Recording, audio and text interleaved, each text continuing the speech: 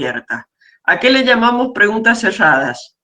Son a las preguntas donde tienen tipo múltiple opción, verdadero o falso, alguna correlación, completar un espacio en blanco, pero donde se les va a desplegar la lista de los posibles frases o palabras que tienen que poner. O sea, todo lo que la plataforma, la pregunta está ahí, encerrada en sí misma. Tienen la pregunta y la respuesta. Lo que aportan ustedes en ese caso es el razonamiento y el conocimiento para el análisis de lo que se está preguntando para elegir la respuesta correcta. Todas son preguntas de comprensión, de análisis. Estamos, entonces tienen que mirarlas, pensar, relacionar a qué estamos hablando y dar su respuesta. Son 5 de esas preguntas. Esas preguntas no les pueden llevar mucho tiempo. De todas formas, se habla de que preguntas de este tipo, de acuerdo a las que les toque, no pueden llevar más de 2 minutos cada una. Así todo, si les lleva más tiempo, son 5 nada más. Y después van a tener 2 ejercicios. Esos son lo que le llamamos preguntas abiertas, donde ustedes tienen que hacerlo en papel, sacar la foto y subirla en el lugar correspondiente. Exactamente igual que han hecho en el examen o en los parciales el año pasado.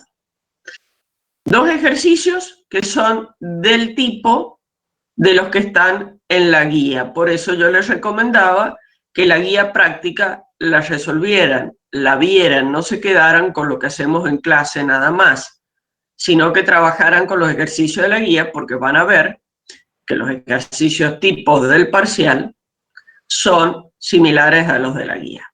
Bueno, este parcial se aprueba con 60. Ustedes saben que es la nota mínima de aprobación. Para poder aprobar el parcial, por lo menos tienen que tener un ejercicio práctico hecho bien y si son 5 preguntas, por lo menos 3 preguntas y completan. Pero sí o sí tiene que haber de ambas, porque con los 2 ejercicios sin responder las preguntas no alcanza. Sí, son 5 preguntas y 2 ejercicios. Con las 5 preguntas tampoco alcanza. Tiene que haber de las 2 cosas para poder alcanzar. Entonces, no se jueguen a decir, me demoro muchísimas preguntas o hago las preguntas porque no alcanza el puntaje. Está pensado así para que preguntas cerradas o ejercicios solos no alcanza el puntaje. Cristian, empieza a las 10:30, la hora común de clase. Tienen una ventana de trabajo desde las 10:30 a las 14. La duración del parcial es 2 horas desde el momento que lo inicien, así que manejen esos tiempos. Bueno, esto es respecto a lo que yo le tenía que decir de la estructura del parcial. Es secuencial. ¿Qué significa que es secuencial? Que en pantalla van a tener una pregunta. Cuando pasen esa pregunta, respondan o no la pregunta. Cuando ustedes dan a siguiente, no pueden volver más para atrás. No la ven más a la pregunta. Así que cuidado con eso también. Bueno, y es aleatorio.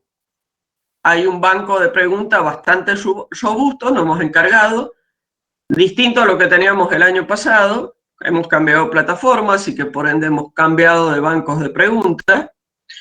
Hemos alimentado más nuestros bancos de preguntas, así que está bastante robusto, así que es muy probable que sean parciales totalmente distintos para cada uno de ustedes. ¿Qué más? Por mí nada más. Ahora pregunten ustedes lo que necesiten, si no, comenzamos con el repaso. Comencemos lo que yo le llamo quizás el primer bloque de conocimiento, que es el conocimiento de las funciones, o sea, lo que es campos escalares, campos vectoriales, curva de niveles, graficación, que es la primera parte. ¿Qué dudas hay al respecto? ¿Qué quieren saber? Si no hay nada más del mecanismo del parcial, vamos a eso.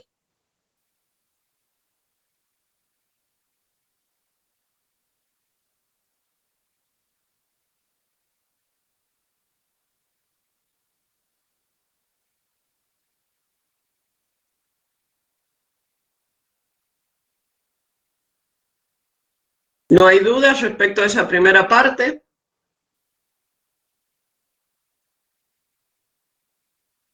Esa primera parte es conceptual, ustedes lo han visto, y lo que pueden encontrar en el parcial son cosas parecidas a lo de la tarea 1, donde tenían justamente que trabajar en forma conceptual esta parte de la identificación de funciones.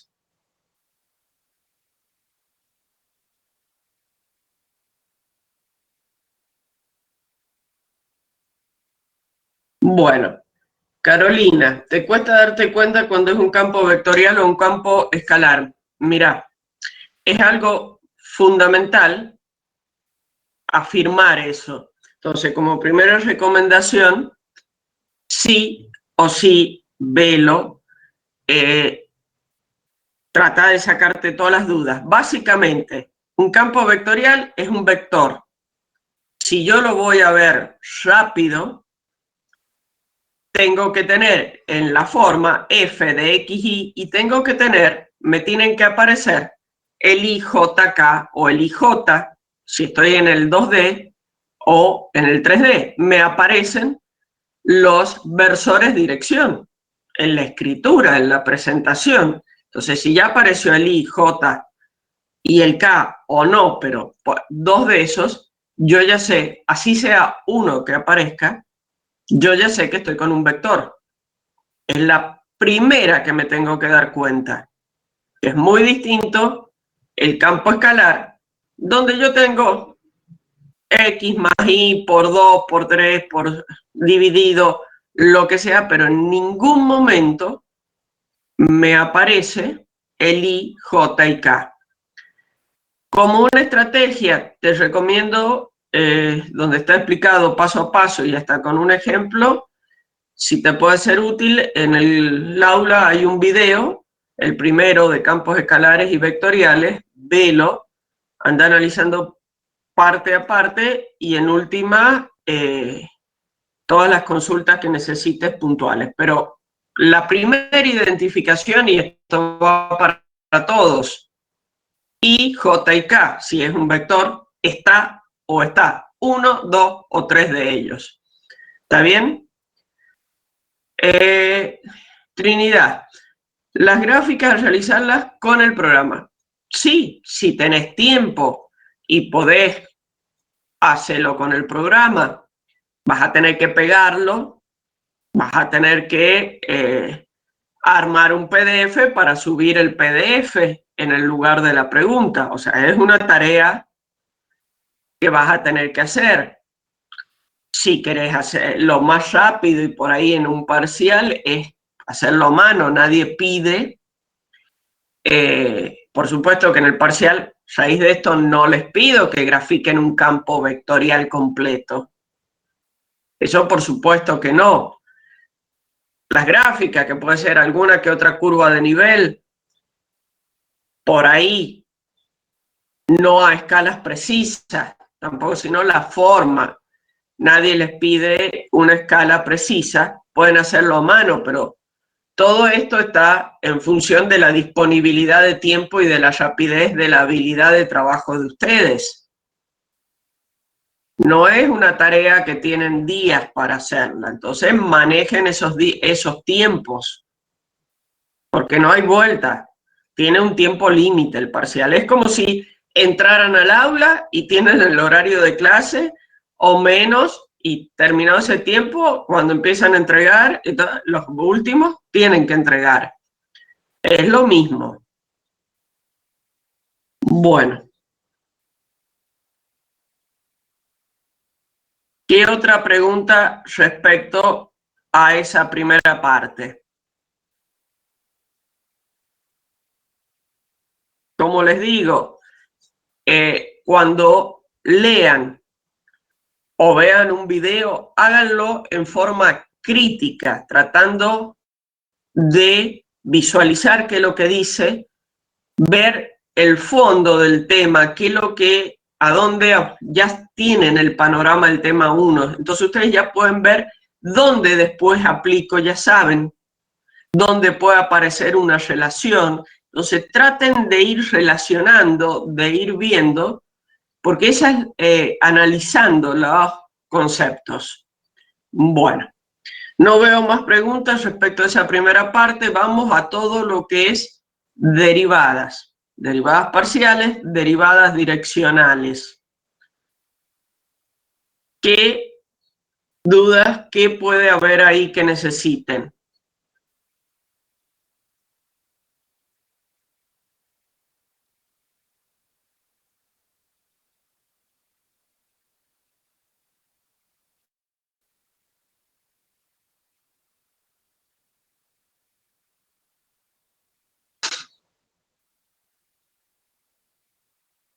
El gradiente en un punto. Bien, Cristian, ¿qué necesitas saber sobre el gradiente en un punto? El ejercicio 28b. Bien, vamos por parte. ¿Qué específicamente, Cristian, qué podemos hablar sobre el gradiente? El gradiente es un vector particular que es la primera relación que encontramos respecto de vincular campos, o sea, si lo veo matemáticamente, la primera vinculación entre campos escalares y campos vectoriales. A ver, voy a compartir pantalla. Yo soy muy inútil para hablar en el aire. Entonces, vamos a ver. El gradiente, como tal, yo tengo un campo, un z igual a f de xy cualquiera, o sea, un campo escalar,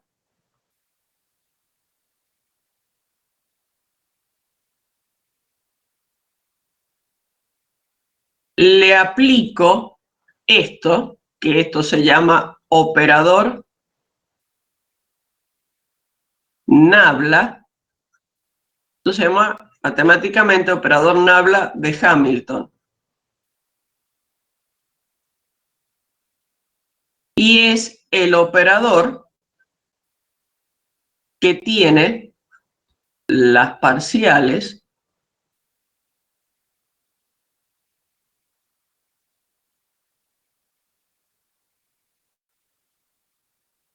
y simplemente un operador, en 2 o en 3.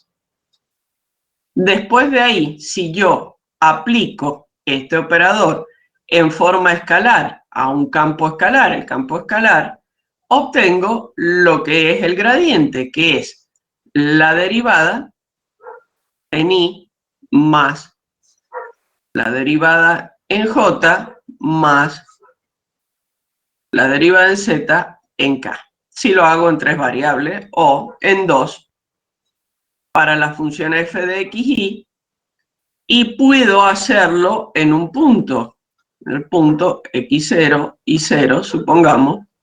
Entonces es el vector en el punto en y más.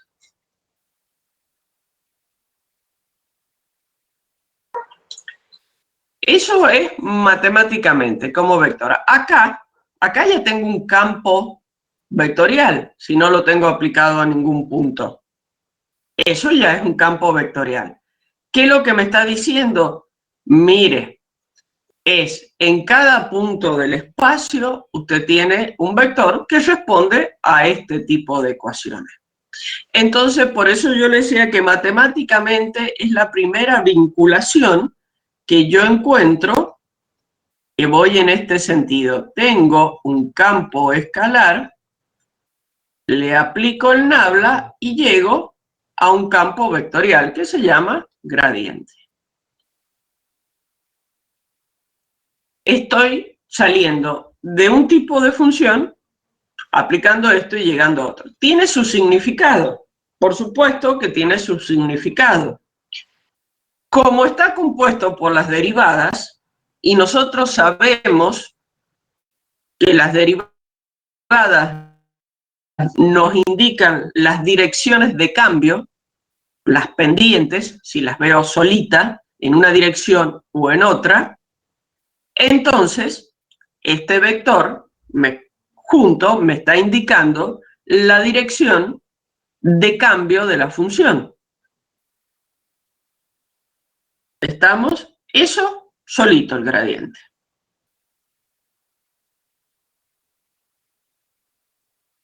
Cuando yo estoy hablando de un punto, que sería lo que me faltaría, si este, por ejemplo, es el punto x0 de coordenadas y0, ahí nace el gradiente.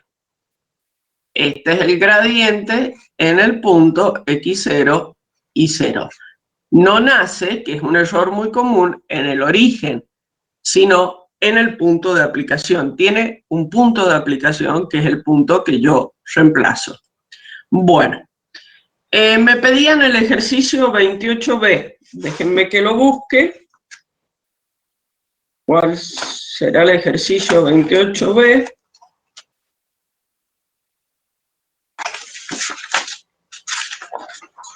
Ejercicio 28, regla de la cadena.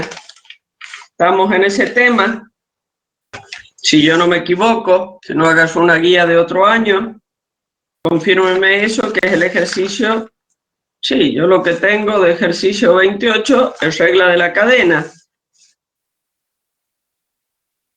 Bien, regla de la cadena. Entonces, vamos a hacer, ¿qué es lo que necesitas en particular? Voy a borrar esto que había hecho del gradiente y veamos qué necesitas del ejercicio 28. ¿Quieres que hagamos uno en particular? El 28 dice, halle W de U, W de B. A ver, no me salen bien las derivadas. Sé que hay que aplicar, pero no sé cómo seguirlo. Bueno, a ver. Entonces vamos. Yo me está pidiendo esto. En la parte A, el W, la función W, tiene esta forma.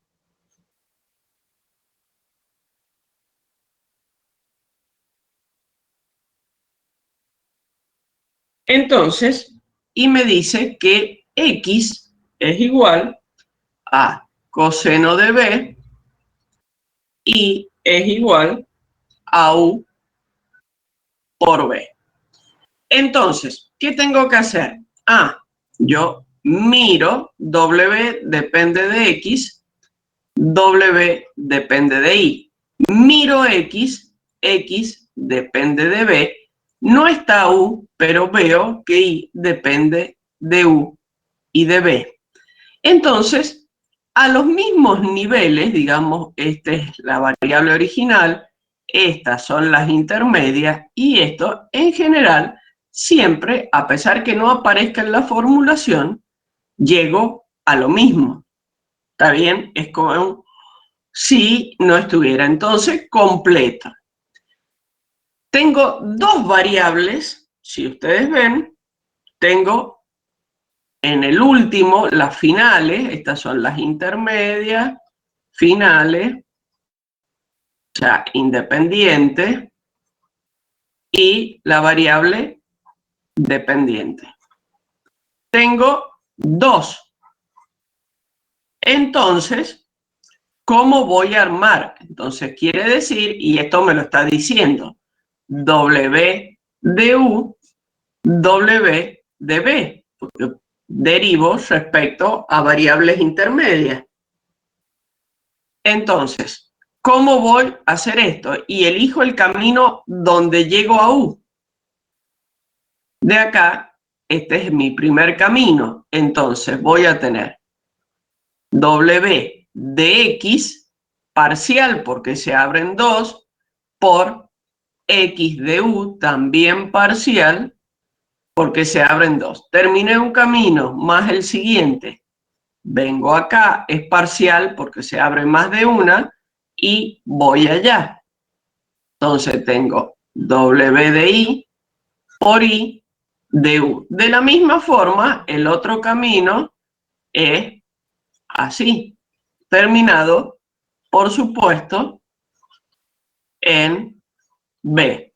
Entonces, ¿qué derivadas necesito? Necesito la W de X, la W de Y y la X, bueno, ya de acuerdo al espacio lo voy a ir haciendo. Bueno, entonces vamos a ir haciendo la W de X.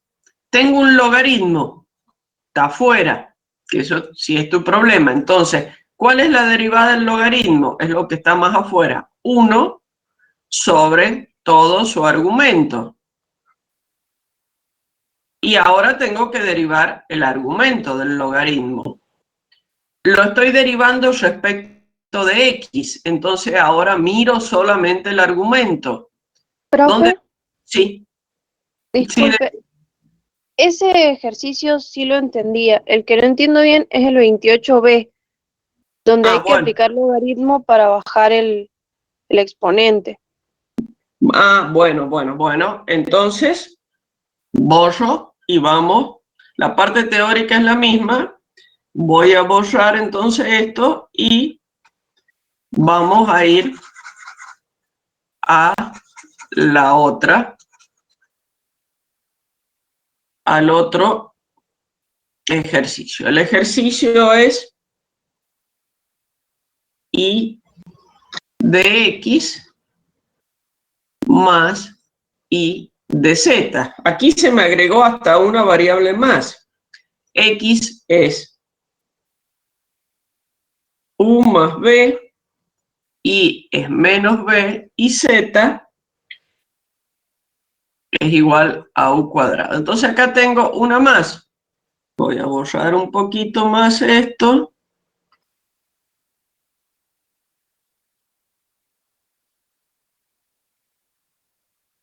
Tengo una más que es Z, que también depende de U y de B.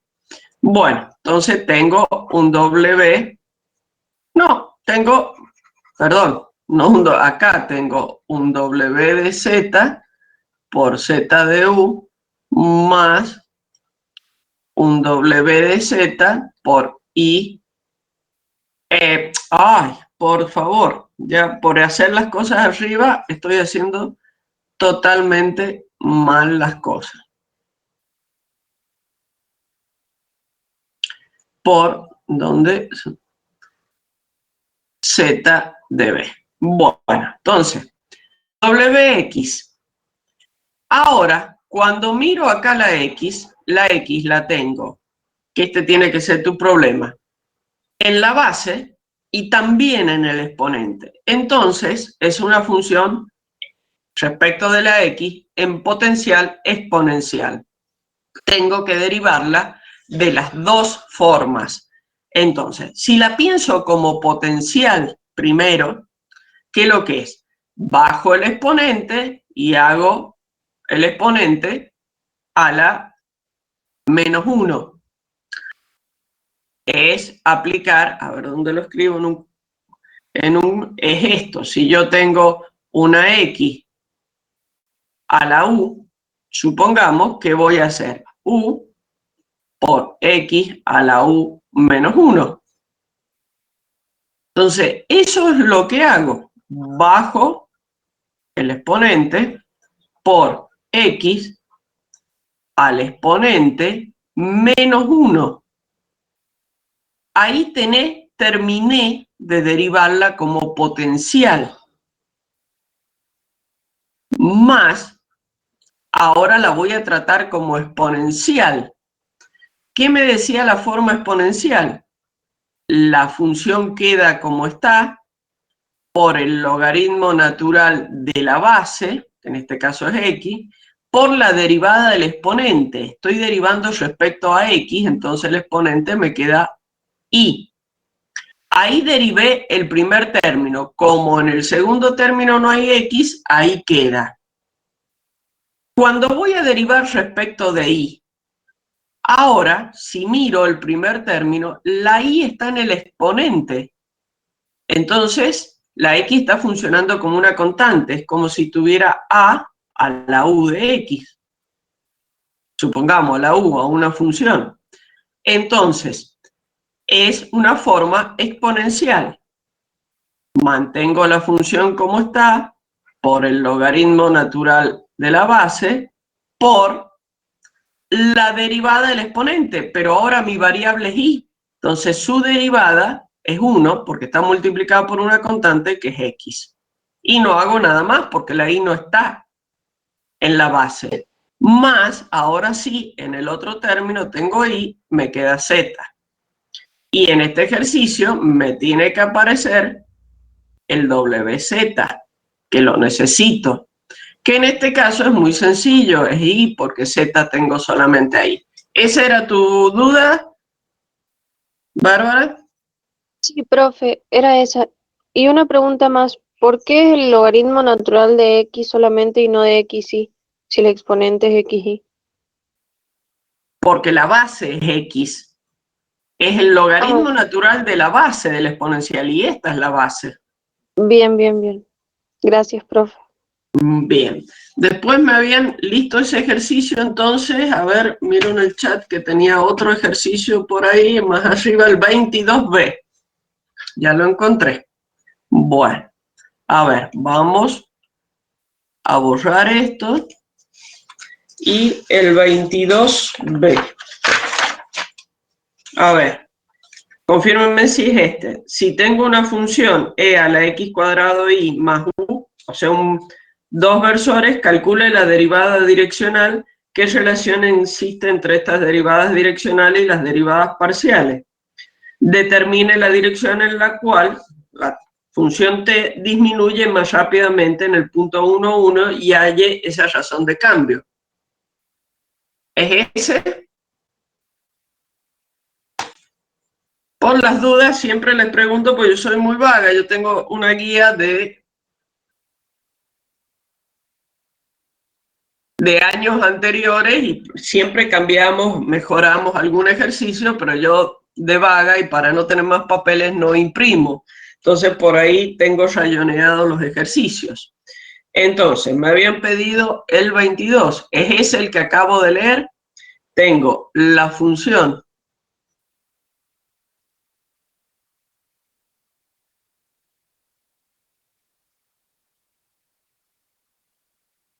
y el versor 0,1, perdón, 1, 0 y el versor 0,1. A ver, ¿qué están diciendo en el chat? Bien. El punto B, particularmente. Bueno, el punto B. El punto A es teórico. Es ver la relación entre la derivada direccional y las derivadas parciales. El punto B también es obtener. Entonces, este punto es plantear la derivada direccional de esa función, que ustedes saben que es el gradiente de la función, por el versor u. Y la otra derivada direccional de la función va a ser el gradiente de la función por el versor b. Y van a ver, si lo hacen, qué conclusión van a tener. Aquí va a quedar f de x y aquí va a quedar f de y, porque estos son los versores. Bueno, de eje me salió cualquier cosa, por hacerlo rápido. Bueno, ya no lo voy a acomodar la cosa, pero acá está el versor B y acá está el versor U. Son los versores dirección. Bueno, la parte B, o sea, la conclusión es que las derivadas parciales son un caso particular. Esto también lo tienen desarrollado en la guía teórica. La B, tengo la función t de xy igual a y por el seno, perdón, es exponencial. Es y, esto por hacerlo rápido, e a la seno de x menos 1 y dice, determine la dirección en la cual disminuye más rápidamente en el punto 1, 1 y halle esa razón de cambio. Bueno, hay una propiedad que me dice, de las de la derivada direccional, que la derivada direccional de una función en un punto es máxima en dirección y sentido del gradiente de la función, por supuesto, en el punto. Entonces, yo quiero ahora la dirección de mínima.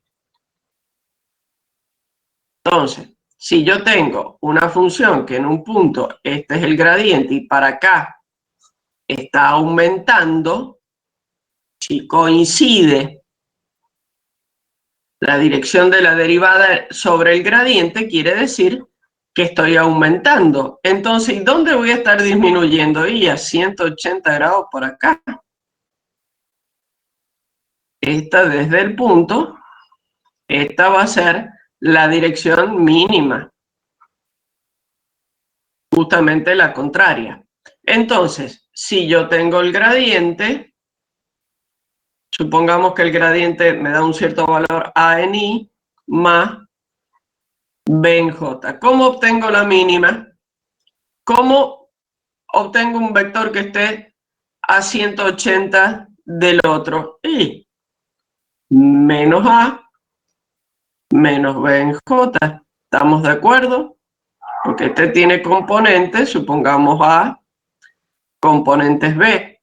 Entonces este otro, para ser igual, va a tener menos a menos b. Entonces tengo el vector dirección. Y la dirección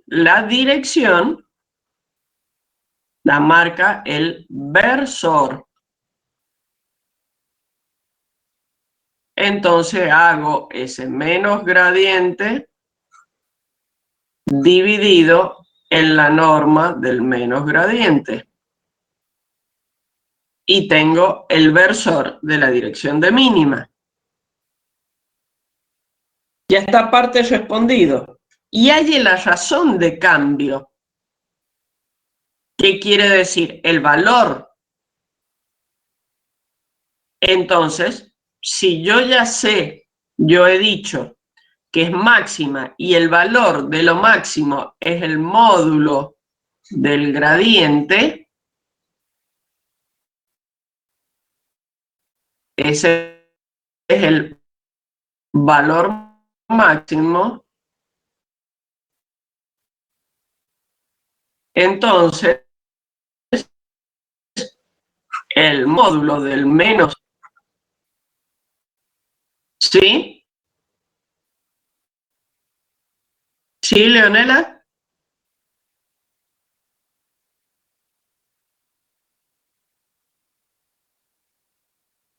Bien. Ahora, hablaban del ejercicio 23. Veamos. Profe, si yo sacaba el gradiente, o sea, el módulo del gradiente positivo, ¿es el valor máximo? Exacto. Ah, El perfecto. módulo, El módulo del gradiente es el máximo como Perfecto. valor, la máxima razón de cambio.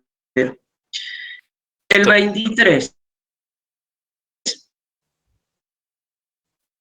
De una función diferenciable se puede calcular con estos datos la derivada direccional en la dirección del vector en el punto 1, 2. ¿Cuál es ese valor?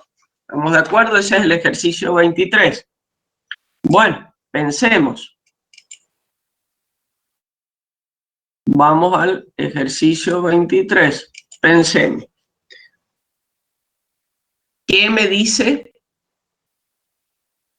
Estos son el tipo de ejercicio y el tipo de preguntas. Está bueno que hayan enfocado en esto porque es el tipo de preguntas y ejercicios de parcial. No son mecánicos, sino son para analizar un poco, pensar un poco. Entonces, se sabe que el plano tangente en un punto, o sea, ¿qué tengo yo? Plano tangente en 1, 2, tiene esta forma. 2x más 3y más 4z igual a 1. ¿Se puede calcular con estos datos la derivada direccional? O sea, la derivada direccional de la función en el punto 1, 2, ¿qué es lo que es?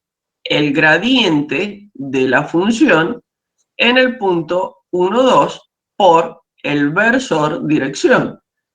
Tengo el dato del vector, que es el vector 2 en y más 2 en j.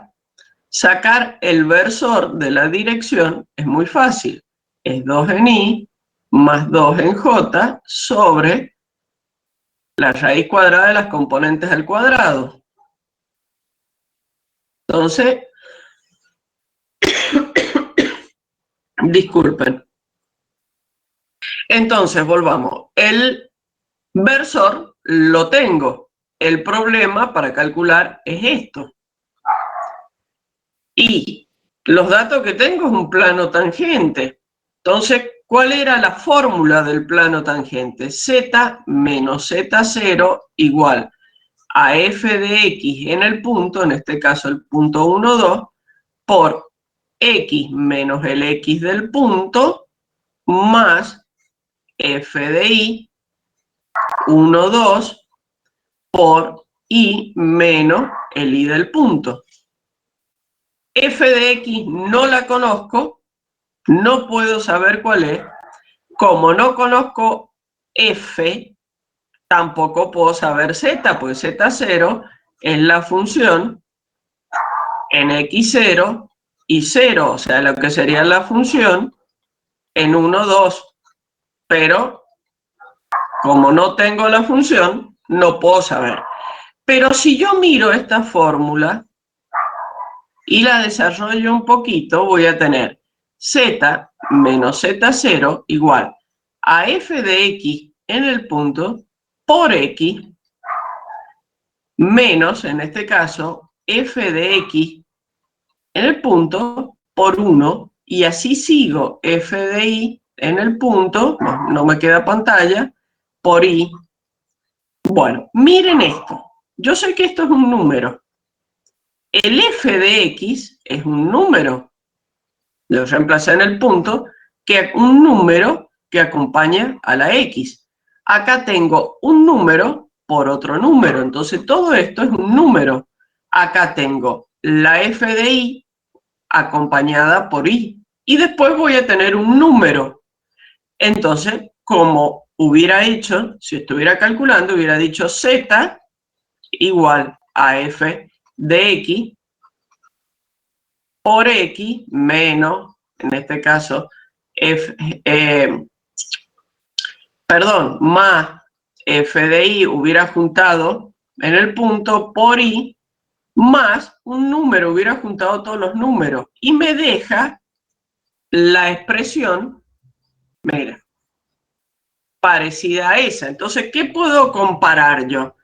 Que en esta expresión me va a quedar un número acompañando a la x, que ese número que acompaña a la X, voy a cambiar color para que los garabatos queden más, uy, me fui de pantalla, los garabatos queden más prolijas, el valor, y ahora, ahí está, que acompaña a la X, el valor que acompaña a la Y. El de Z no me importa en este caso. Entonces, ¿qué tenemos acá? ¿Qué es lo que son estos? Y son f de x y f de y. Y si tengo f de x y f de y, el gradiente de la función en 1, 2 es 2 en y más 3 en j. Y se me acabó el problema y tengo todos los datos.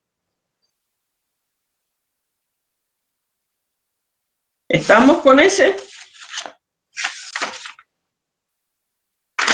Está bueno que lo pregunten, pues ahí tienen una mezcla de conceptos interesantes. ¿Algo más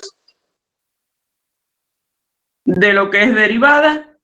Estoy mirando, no se me ocurre algo que pueda ser particular.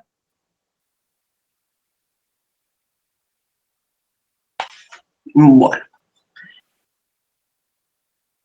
Podría, y sí, si manejas bien la ecuación del plano, lo sacas directamente, no necesitas yo todo esto que he hecho. En el punto 21, ya vamos a él. Todo lo que he hecho acá ha sido simplemente para explicar por qué el 2 es el f de x y el 3 es el f de y. Pero si vos lo sabés, vos marcas que esto es el f de x, marcas que esto es el f de y listo. Entonces, tengo dudas en el vector tangente de la gráfica del punto 21. No habría que dividirlo por 4 a ambos miembros y despejar z, quedando menos un medio, menos 3/4. A ver, déjame que lo analice porque lo he hecho muy rápido. Y puedo haberme comido eso. Y he dicho z no profe, importa. está preguntando del 21. Ese es el 23 el que ha hecho usted. El 21 estoy preguntando. Sí, el 21, pero no. Julio me pregunta, supongo que sigue hablando del 22. Claro, claro, sí, sí. O del 23, perdón. A ver, y tienes razón, Julio. Tienes razón, porque la ecuación que me queda es z, f de x por x, y yo acá el z, si lo despejo para que me quede similar y pueda decir eso, me va a quedar z igual a 1 menos 2x menos 3y, pero tengo que dividir todo en 4 porque el z está acompañado de 4. Tienes razón, Julio, hay que acomodar primero el z para poder comparar con esta ecuación que yo conozco. Sí, gracias, Julio, me lo había comido. Bueno, ahora, el ejercicio 21. Considere la función, determine la curva de nivel, grafíquela, calcule el vector tangente a la gráfica en el punto 0,1, grafíquelo, determine el valor de la derivada direccional. Bueno, borro todo esto para ir al otro ejercicio. El ejercicio 21. Entonces, tengo como función x más y cuadrado.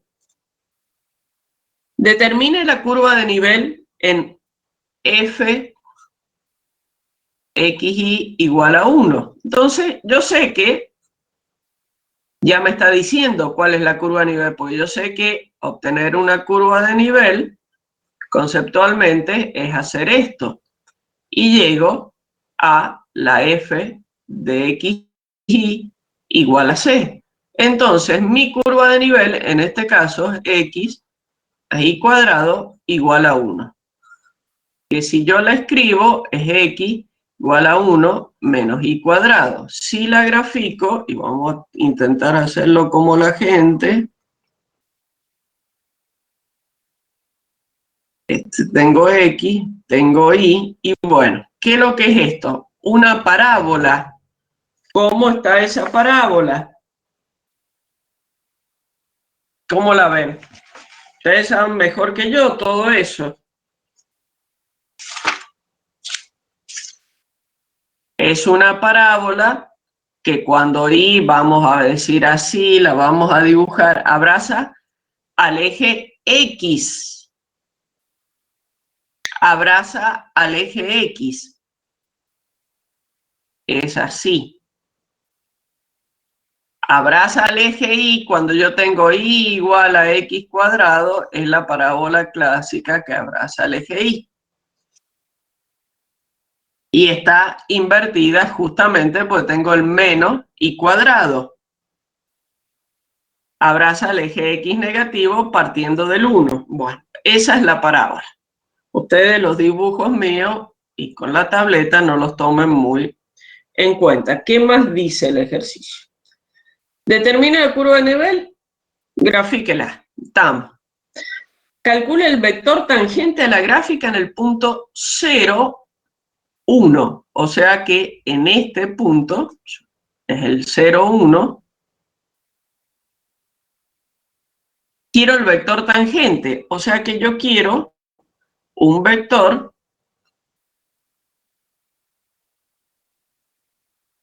que está ahí. Bueno, ¿qué sé yo que me puede ayudar para ese vector tangente? Yo sé por propiedades que en un punto el gradiente de la función es perpendicular ¿a qué? A la curva de nivel, decimos en el punto, pero esto es una curva. La realidad es que si es perpendicular a la curva, el vector tangente la toca en un punto, la perpendicularidad está no entre un vector y una curva, sino entre dos líneas, entre dos vectores. Entonces, el gradiente es perpendicular al vector tangente. Entonces, obtengo el gradiente de la función, que en este caso es 1 en y más 2 y en j. El gradiente de la función en el punto 0, 1 es igual a 1 en y más 2 en j. Tengo el gradiente. ¿Y cómo obtengo un vector perpendicular al gradiente? Recuerden que el producto escalar de dos vectores y el vector tangente, si son perpendiculares, tiene que ser 0. Es propiedad del producto escalar entre vectores. Y para yo tener que este producto escalar me dé 0, si conozco este otro, ¿qué puedo hacer? ¿Cómo armo este? Y cambio de componentes. A un segundo que me van a pasar un mate. Ya sigo hablando. Disculpen, pero ya llevo un rato hablando. Vamos a tomar un matecito si nos despertamos. Bueno, les decía que cambio de ubicación las componentes y por lo menos una cambiada de signo. Y de esa forma armé un vector que está a 90 grados del otro. ¿Por qué? Porque miren qué pasa con el producto escalar. 1 por 2 menos 2 por 1, 0. Es la forma más rápida. Entonces ya tengo el vector tangente. La respuesta del vector tangente. ¿Estamos? Eso era lo que querían saber, armar el vector tangente. Bueno. Estamos más o menos con el tema derivadas. por lo que veo y por las preguntas, son cosas muy puntuales y de detalle. Me parece que están bastante bien. El otro gran bloque que nos queda es más teórico, que es la parte de función diferenciable. O sea, identificar bien cuándo es una función diferenciable. Entonces, eso véanlo conceptualmente, de decir, bueno, yo tengo una condición suficiente, con eso es totalmente suficiente para hablar de función diferenciable, es decir, que las derivadas parciales sean continuas. Entonces, para saber dónde una función es diferenciable, tengo que ver los dominios de las derivadas. Eso que esté muy claro. Y ustedes saben que es la función buena. Eso es un trabajo conceptual y después ustedes han visto que definimos todo como función diferenciable. Nos viene muy cómoda para muchos trabajos. Y el otro tema grande, que es práctico y conceptual, es Taylor y extremo. Taylor, lo mismo que saben de cálculo 1. Taylor es un polinomio que me sirve para aproximar la función en el entorno de un punto. ¿Y dónde y cuándo es mejor la aproximación? Y mientras más grado tenga ese polinomio. Entonces, ¿qué condiciones tengo que tener para poder aplicar Taylor? Y que la función sea diferenciable, tenga derivadas continuas. Si no, no me sirve. ¿Cómo armo el polinomio? Entonces, función diferenciable, ¿hasta dónde? Y yo sé que si quiero armar un polinomio de orden n, yo tengo un término del error, que es la diferencia de la aproximación al valor exacto, que es el término complementario, que es un grado más, y que también lo componen derivadas. Entonces me tengo que asegurar la diferenciabilidad de la función hasta el orden n más 1, como condición para poder aplicar un polinomio de orden n. Y de ahí en más es la fórmula, no hay mucho más. Y extremo, ustedes es un método de trabajo. Ya lo han hecho también en la tarea, esa era la idea, es resolver, aplicar la condición necesaria, que me da las derivadas parciales igual a 0, y si yo tengo derivadas parciales igual a 0, ¿qué tengo igual a 0? Gradiente, que lo forman las derivadas parciales. O sea que la condición necesaria, o sea, si existe un extremo, entonces se da tal cosa en ese punto. Es necesario, no necesario y suficiente. Suficiente es el análisis del signo del delta z a través del hessiano. Y lo otro es resolver ejercicios. Hay ejercicios de extremo, hay ejercicios de Taylor, hay ejercicios de derivada direccional, de derivada de regla de la cadena. Pensando, vean como los ejercicios que hemos estado charlando, los ejercicios los cuales tienen que pensar un poquito, ¿sí? No son mecánicos. El hessiano era cuando se multiplicaba, o sea, cuando se ponía como una matriz. Exacto, ese es el hessiano. Justamente se llama determinante hessiano, Claro, porque determinante, sí. es el determinante de una matriz. Bien, perfecto. Bueno, chicos, hagamos una cosa. Llevamos 1 hora con este repaso. Hagamos 10 minutos de recreo. Nos tomamos todos un mate, un café, nos despertamos un poquito y ya vuelvo a ver cambio de coordenadas. Continúo y cierro. Les voy a cambio de coordenadas que es el tema que corresponde hoy, como les dije antes,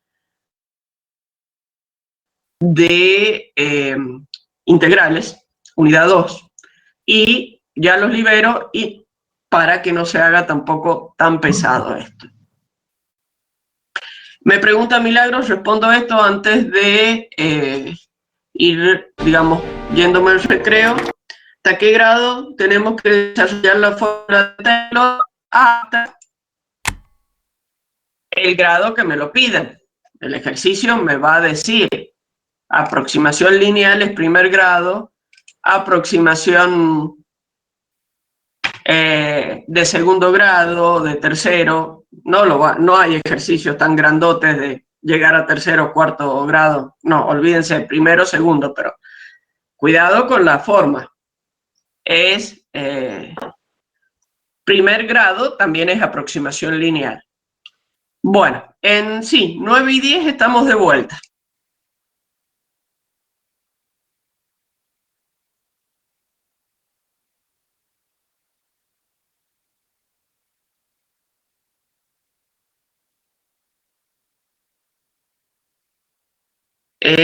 Así que ahora nos vamos a dedicar a el tema 2, al cambio de coordenadas, cosa muy importante porque es lo que nos va a ayudar a trabajar en todo lo que es integrales y en resolver estas integrales y que nos ponen, como las que veíamos el viernes, límites mucho más sencillos.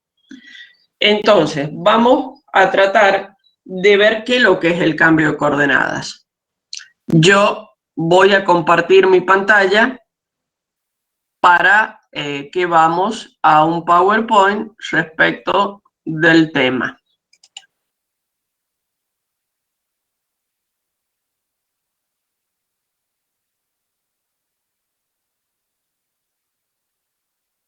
Bueno, ¿qué es lo que es el cambio de coordenadas? Ustedes ya lo conocen. Es pasar de una integral doble, como las que estuvimos viendo el otro día, en una función xy, o sea, con diferenciales xy, a una que tiene otras variables, u y b.